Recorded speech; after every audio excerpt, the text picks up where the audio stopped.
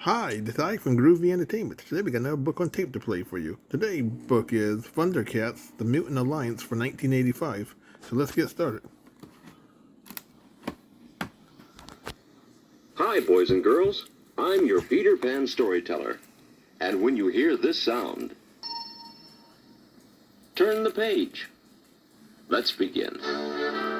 Thundercats, The Mutant Alliance. The Thundercats had crash-landed on a small planet that seemed able to support their kind of life. But much hard work would have to be done before they could call it home. Panthro was unloading heavy machinery from their wrecked spaceship. Lionel, He called. give me a hand with this. It didn't look like much fun to the young prince.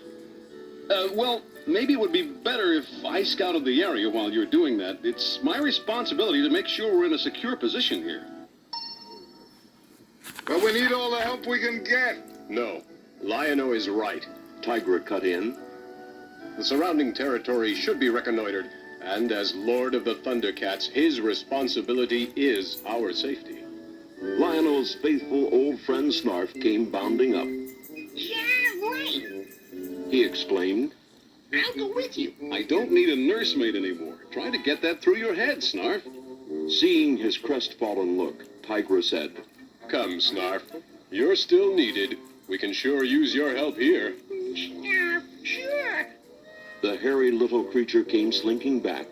Nobody even knows I'm around unless there's work to be done. Take the claw shield and the Sword of Omens, Lion-O, Said Tigra. You may need to summon us. Oh, I think I'll be able to handle anything that comes along. Nevertheless, the young lord took the fabulous weaponry that was handed to him and swaggered off. Meanwhile, the enemy mutants were flying low over the same planet called Third Earth, looking for whatever creatures might live there. Jackalman pointed suddenly to the telescreen, which showed crumbling temples and pyramids below. Architecture of a sort. But in ruins. Said the Monkeyan. So there was some kind of civilization on this ridiculous pebble of a planet. We have no time to ponder that now. The reptilian Slide warned the other two sharply. If I know the Thundercats, they will lose no time in building an impregnable fortress. We, too, must establish a base. So look for a likely spot to build Castle Plunder. Yes. Up ahead. Barked Jackalman. A desert, most likely, and something else. Their spaceship slowed and hovered over a strange black pyramid and tall, tapering shafts like stone figures pointing skyward. Lightning crackled from their tips. What's that thing? Monkeyan chattered nervously. All three stared fearfully at the telescreen. No primitive life form constructed it, that's certain. Hissed Slithe. Yes, I don't like the looks of it. Muttered Jackalman. Let's get as far away from it as we can. But as their spaceship started to lift and cruise onward, the lightning flashed and exploded more brilliantly than ever. The ship rocked. Sparks burst from the control panel. What's happening? The controls aren't responding. We're falling. The mutants hissed and yelped and chattered in terror as their cruiser plunged to Earth. To their amazement, they were still alive. At last, they ventured out of their crippled spacecraft. I see no enemy about. Said Slithe. Then what caused us to crash? Lightning crackled again from the pointing stone obelisks. There's the cause. Exclaimed Jackalman. The reptilian snarled and hissed in fury. Nothing, no being or thing. What slide? Come. Yes. The others hesitated as he slunk toward the Black Pyramid. Is that a good idea? You're afraid, Jackalman? And you call yourself a mutant? We are the fear makers, not the ones to fear. Jackalman plucked up his spirits. By plunder, you're right, Sly. Lead on. Look! The monkey's eyes widened as he pointed a trembling paw. A doorway had suddenly opened in the smooth black pyramid. Enter! Boomed a hollow voice from the tomb. Arm yourselves. Slide hissed to his companions. But the voice went on. Your weapons are not needed. You are welcome here. Follow the ball of light. A glowing greenish ball appeared. It led the mutants through a musty, spider-webby passageway, past walls carved with hieroglyphics and weird symbols. Where are you? Monkeyan asked the invisible speaker. Who are you? Jackalman added. You shall soon see. Scarab beetles scurried along beside them, and bats squeaked overhead. At last, they came to a room containing a large bubbling cauldron. Beyond it, they could see a mummy case and 4 statues of human figures with animal heads. The mummy case was standing upright. What's that thing? Said Jackalman. It looks like some kind of casket. Slide frowned and looked around. But where is he who bid us enter? I see nothing alive. The mummy case began to glow and shimmer, and the lid flew open. Inside stood an ancient hooded figure. As long as evil exists, It replied. Mum-Ra lives. It spoke in the same hollow, echoing voice they had heard before. The mutants stared in awe. What manner of being are you? Asked Slide. You need only know that I am Mum-Ra, and that I know of your mission here on Third Earth. You seek to possess the Eye of Thundera. You know of the Eye of Thundera? Yes.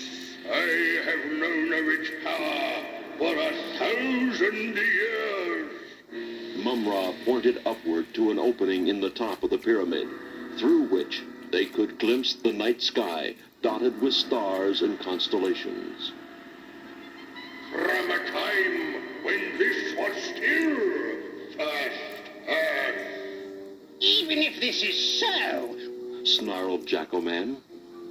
what makes you think we need your help? The eyes of Mum-Ra seemed to blaze out from beneath the hood of his cloak. You mock my power.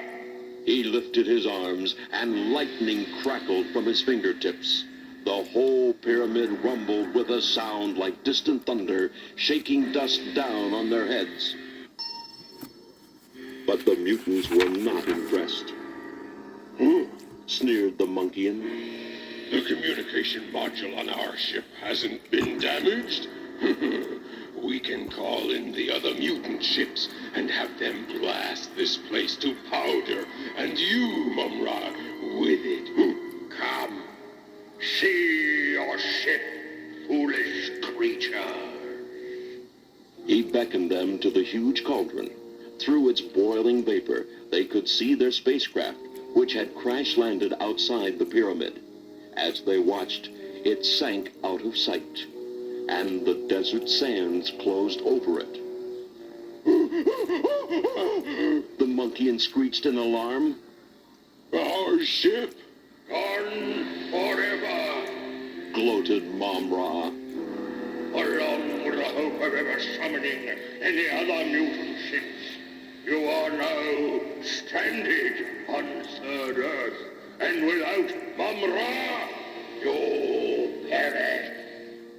Slide and his partners huddled together fearfully. What do you think? Chattered Monkeyan. Do we have a choice? said Jackalman. We have to go along with him. Yes, for now. Slythe hissed with an evil smile. Even shared, Mumra pointed out. there is power enough in the eye of Thundera for all of us. Sure, there is, Mumra. The reptilian agreed slyly. It's only right that we share. And his cohorts chimed in. Slythe speaks for all of us. We're with you, Mumra. Their false smiles did not fool Mumra. He knew what kind of double-crossers he was dealing with, but he too could be cunning. Yes, I am pleased to see that you are so agreeable. He murmured smoothly and raised his arms. Look into the cauldron once more. You will see where the eye of Thundera is to be found. It's Lionel. Cried Slythe. Mumra nodded. Yes, the Lord of the Thundercats. He carries the sword, but where is he? That we may ambush him. Slythe added with a crafty grin. Mumra will transport you. As the hooded figure raised his arms, there was a buzzing, crackling sound. The three mutants became transparent, then disappeared. Lionel was scouting the jungle near the Thundercats' camp. From a high knoll, he spied a mother gazelle and her calf. Now, boys and girls, turn the recording over. He got. That's enough of that! I command you to... A ghostly voice interrupted. The sword will not obey you, Lion-O. Huh? The Lord of the Thundercats whirled and saw the misty image of the old chief. Jaga? The sword will never obey in order to destroy wantonly, Lion-O. Oh, I was just going to have some fun. Fun? Your food supplies are plentiful at present. And those gentle creatures have as much right to the life force as you do, Lion-O. The sword will only come to life to combat evil. Do you understand? Well, yes, Jaga, The young lord hung his head. When he looked up, the image had faded. Lionel turned back to the sword. As his hand touched the hilt, the eye of Thundera opened wide, and the Thundercat roar resounded through the jungle. The sword came out of the tree easily. The eye was glowing brightly now. The crossbar curled to form eye holes, and the sword itself was growing. what is it? Danger? Lionel peered through the eye holes. I don't see any... He broke off as three figures suddenly materialized out of nowhere. It's the mutants again. They grabbed his arms before he could strike out at them. The sword! Hissed Slythe. Seize the sword! Lionel fought furiously as all three of his enemies leaped on him and grappled with him. Even so, he managed to raise his sword arm and shout. Thunder! Thunder! Thunder! Thundercats! Slythe clamped a hand over the young lord's mouth. Enraged, Lionel fought more fiercely than ever and finally shook off his attackers. Thundercats! He roared. The sword swelled to its full size, and a fiery beam shot skyward from the eye of Thundera. Back at camp, Panthro heard Lionel's roar and paused from unloading their wrecked ship. He saw the sign of the Thundercats blazoned across the sky. Wildcat, Kit, Lionel's in trouble. Come on. With glowing yellow cat's eyes and blazing red insignia, the three rushed into the jungle. They reached the scene just in the nick of time. Lionel! Hold on, we're here! I'm doing fine, Panthro. With his mighty sword, Lion-O beat off his attackers' blows. With 3 more Thundercats joining the fight, the mutants knew it was time to flee. Back! Get back! Slithe hissed to his partners. Panthro, who was about to hurl the reptilian against the nearest rock, found himself clutching empty air. The mutants had suddenly disappeared. No spaceships above. Gaped Wily Cat. So where did they dematerialize to? Wily Kit puzzled. Don't like the looks of that. Frowned Panthro. Seems like those blasted mutants have learned some new tricks. Where are Tiger and Chitara? Said Lion-O. Gone looking for a good place to build our new home. Why didn't they see the Thundercat signal? Good question. I'll go look for them. No, I'll go, Panthro. I'm not a kid anymore. Lion-O spoke quietly but firmly. Panthro understood. The young lord was boss now. Right. Back in Mumra's tomb, the hooded Ancient One sneered at the 3 figures who once more stood before him. So, the dreaded mutants, the scourge of the universe, return with their tails between their legs. If you think it's so easy fighting the Thundercats, try it yourself next time. Chittered the Monkeyan. Yes, Hissed Slithe. we haven't seen much of your self-proclaimed power yet, mighty Mumbra. You dare to taunt Mumbra? Reptilian? You shall see my power then, much to your sorrow. The hooded figure flung out his arms and began a dreadful chant that chilled his 3 listeners with fear. Ancient spirits of evil, transform this decayed form to Mumbra, the ever-living! His cloak fell away. He began to swell in size. His muscles bulged, bursting through his mummy wrappings, and his red eyes blazed like deadly fire. At the same time, the double snake insignia on his weird costume began to pulse with a fiery light. The animal-headed statues glowed red around his coffin. Mumra himself seemed to take on some of their likeness, even to vulture wings attached to his powerful arms. The mutants fell back in awe as he soared aloft and burst out of the Black Pyramid. Lion-O was walking through the forest, searching for the other 2 Thundercats. Tigra! Chitara! He called. A vast, bubbling dark pool lay ahead. What's that? Some kind of black lake? He wondered, and tested it with his finger. Oh, it's hot. He tried to rub away the tar with his other hand, encased in the glove of the shiny claw shield. And sticky. It won't come off. Lion-O muttered. He had stuck his sword in the ground while he tested the black lake. Suddenly, the eye of Thundera snapped open. The Thundercat roar sounded, and the sword began to grow. Lion-O sensed Danger! and whirled to pull out the sword. He gasped as he found himself facing Mumra. What is that thing? I'd better... Raising the sword, he started to shout. Thunder! Thunder! Then, abruptly, Lion-O lowered his weapon. No. As Lord of the Thundercats, I must fight this demon alone. He charged at the fearsome specter, but Mumra whacked the sword with his vulture wing and sent it flying. It landed in the sticky pool and sank down until the eye was covered with black tar. Lion-O hastened to pull out the sword, but as he turned back to his foe, Mumra sprang upon the young lord, clasping him with the 2 vulture wings. You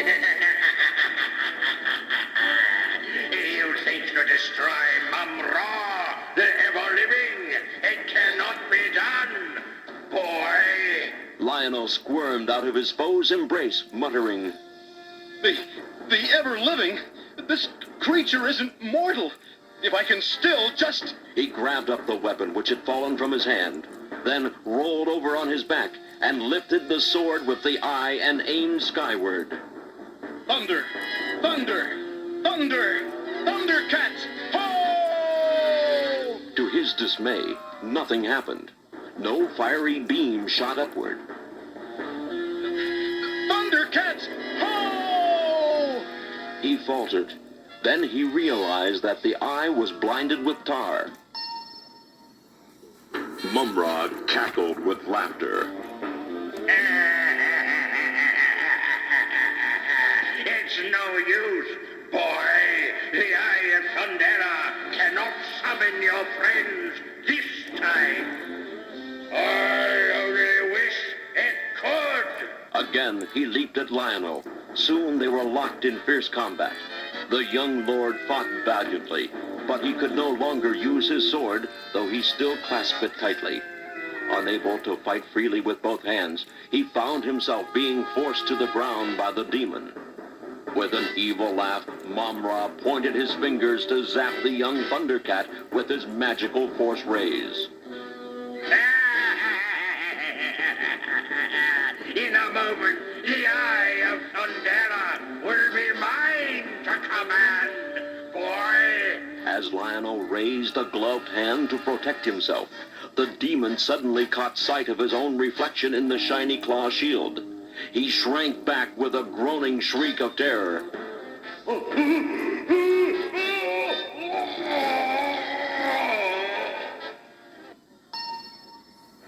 Tigra and Chitara were coming out of a cave where they had been searching for some kind of stone to use in building the cat's lair. Chitara stopped short. Tigra, listen. I thought I heard the Thundercat roar.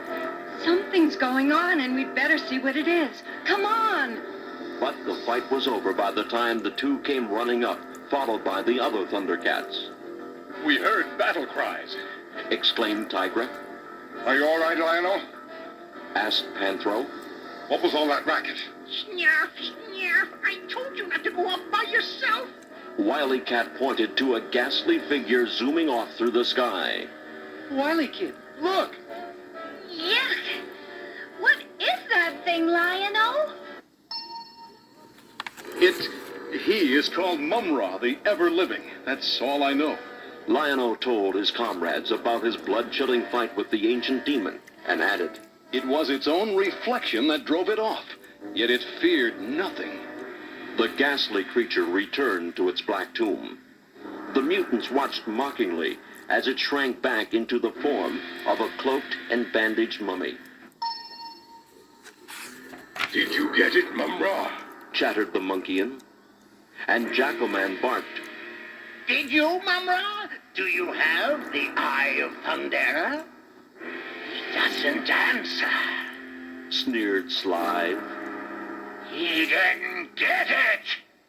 So, the great Mumra also failed, yes? But as he stepped back into his casket, Mumra intoned vengefully, There will be another time. and the coffin lid closed with a bang.